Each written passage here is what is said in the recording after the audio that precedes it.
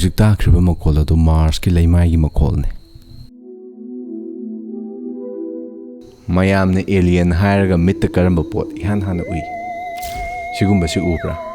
Natraga sigumba achaw spacecraft paiba mi manba kangbu si oin ubra.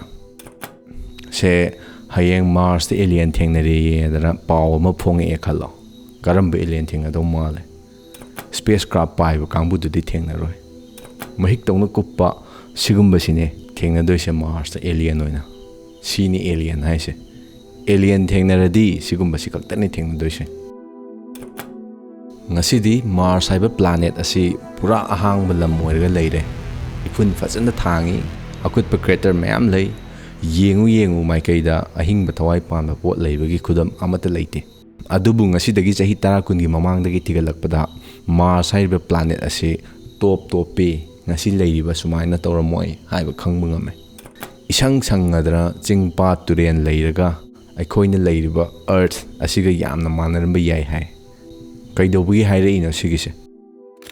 Masi Ganga turel gi machinne delta kawe pura iba ising mayam adu samudra da haidokpamne. Mars ta thaina turel leirame hairisi masi karigi scientist sing na haire ino hairagadi Mars ki nungi lemai da munna yengbada thaina ariba matamda achaw turel kya selambagi turen gi machin ngasai gi delta hairiba masak sing asi Mars ki lemai da yamna mayek sing uba phangi hujuji.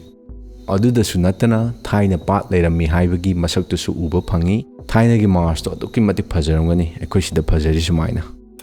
Mars nainaruna ba thagat khaba rover lander orbiter mayam sina khomjilakpa data gi matungina thaina Mars asi asumaina tawrangani haibasigi evidence apchana piri.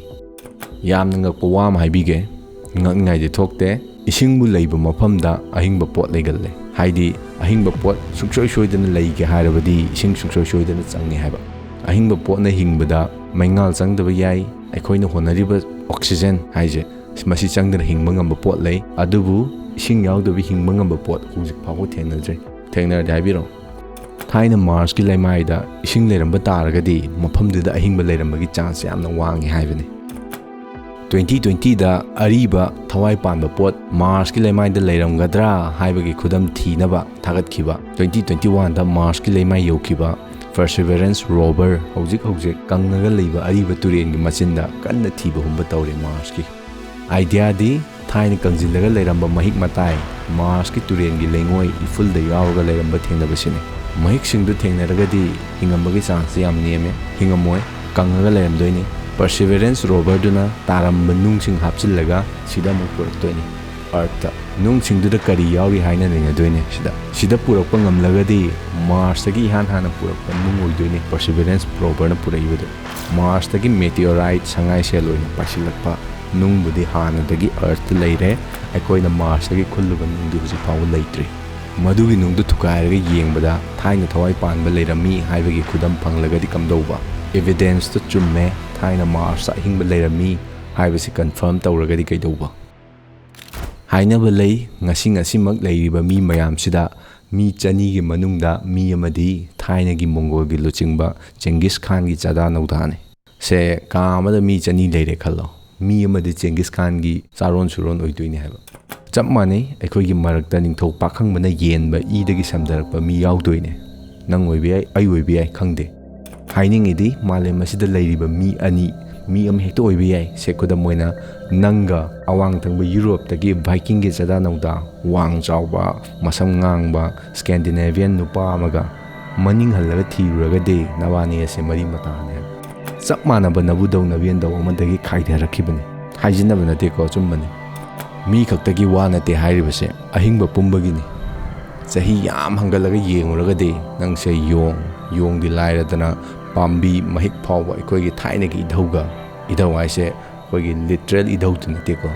sahi million gi mamangda leiramba idhauga moigi madhauduga sagai amatada leiramdoine eikhoi mi ga chimpanzee ga manaba idhau le chimpanzee dagi mathak amuk karaga hangoi dagi tinkang dagi kokphai dagi mahik phawa samna hairabada mayam samnai haibani da khoi je ekta mi oina khang thoklakhiba nate haiba kaim nataba potagi malem sida leiriba ahingba pumba singi idhau ama lei maming luka kawe Argentina maza nate luka haidi the last universal common ancestor kawe sini ko idau se sahi billion khagi mamang da leiramba mahik amne ko idau ni ko aduna eikhoi sida leiriba ahingba khudingmak mari leine hairabadi atopa planet leiba ahingba poti mari leine ramgadra eikhoi ga mari leine rambi yai oithokpa yabagi chance yam wangi Perseverance rover na thaina Mars ta ahingba leirami haibagi khudam phangaba ujikse eikhoi malem asida leiriba ahingba singsiga Mars ta leiriba ahingba singduga kari kari mari leinaramgadage eikhoi ne khange Earth ta leiba ahingba pumnamak mari leinai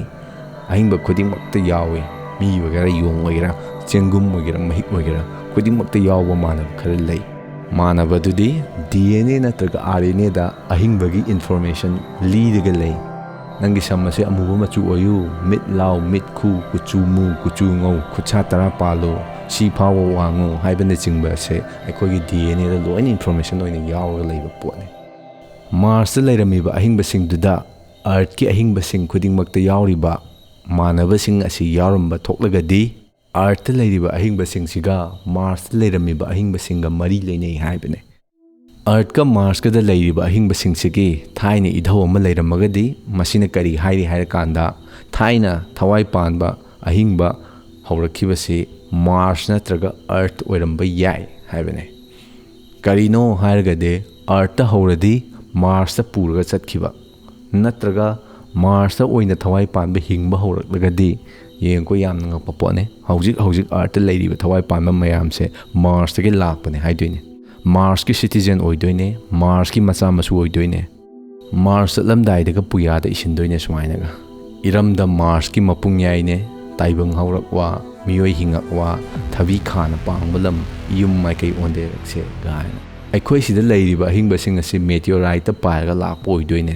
taibang pan sida thawai panba leiba horakibase malem prithivistagi oiramdaba yai haidoine Mars ta ahingba leiramme haibagi khudam phanglagadi atop mofam dagi lak poiram doina ahingba mayam se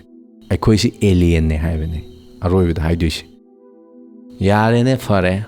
ado Mars leiramba ahingba potu phange khallo adubu eikhoi gi sida leiriba ahingba singsiga manadaba oiramagade masina kari hairibano hairakanda taibang panba sida thawai panbana leirakpa haibasi eikhoi gi malem asi khakta da thokpa pot nate taibang panba gi mapam amekta da thokpa yaba thokthok oidoine sina kari hairino na amu hairakandadi alien hairiba potse mafam mayamada leirambi yai haibane adunani Mars ki mission ase yamna maru oi hairibase Elon Musk atai company NASA ISRO na Mars ta mityeng fajana changi se hoje paisa mayam thadais eikhoi swai yorakani kona Manipura ado eikhoi di thiba humba du yarudrabanina mini yen thorakpa sinau hairiba poto sinaduna leiba tabane lamdam masi chakhot khongthang na yamna maning de lei Manipur de leiba naha mana kari tawraga leidoina hojik fajana khallo mukta naha lak nipan mapan thabak tawba sing thadabi nongmada kari tawraga leidoina irang parang tokhro kanglup masen tokhro mayamga chap manaba platform amada thangalakpa matamda eikhoi da chawkhatpa fajana yauhandrabanina takpiba tambiba fajana yaudrabanina irang da luppaga lahelabanina